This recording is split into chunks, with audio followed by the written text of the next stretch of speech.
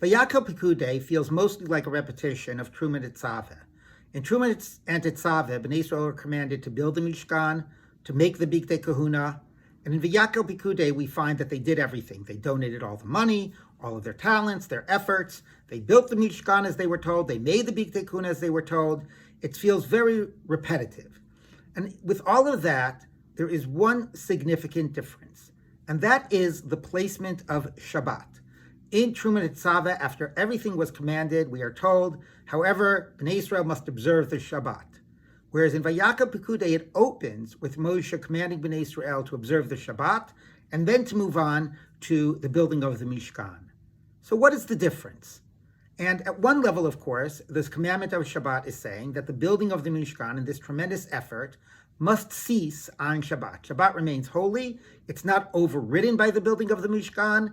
As some have pointed out, the building of Mishkan is a sanctity of place, and whereas a pagan culture focuses very much on the concrete and the physical, the Torah is saying that Shabbat is more important. It's a sanctity of time. It's accessible to everyone. It is not physical. That has to have more importance than the sanctity of space. But that still doesn't explain the difference between whether it appears at the end of the command or at the beginning. And I think that the difference here is the Chet HaEgel. And why does the Chet HaEgel that occurs in the middle make a difference? Because here they were, and they were involved in this tremendous command, this tremendous vision, this activity, this endeavor to build a Mishkan, to build a place for God. And that's calling on our human creativity and our talents, our desire to create, to construct, all of those aspects of the first 6 days of creation. Sheishes Yamim Ta'avod. And then we are told, you know what? Pull back. Don't let it override Shabbat. You have to do that tzimtzum. You have to pull back your creativity even when it is coming from this holy place, when it becomes Shabbat. Of course, when the command came at the end, the emphasis was on that creativity, that human expression. And therefore, it's very hard to exert the type of control and tzimtzum that is needed when you have to pull back, when it can't be about our expression. And ultimately, there's a Chet HaEgel. We want to do, we want to make. We don't understand that has to be limited by the divine tzivoy. We haven't internalized that as enough. Whereas in this parasha, Moshe is saying, yes, you are going to do this holy endeavor of building the Mishkan, but you have to start by understanding Shabbat.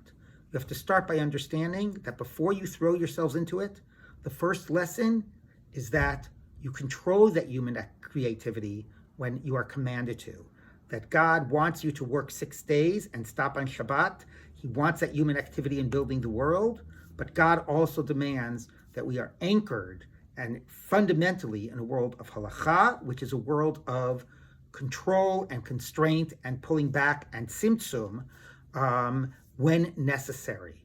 And therefore, yes, we should be involved in these big endeavors, but we can't let ourselves start by getting carried away by them. It has to be anchored in a world of halakha, in a world of Shabbat, in a world in which we understand that what God demands of us comes first, and that might require a lot of effort and control.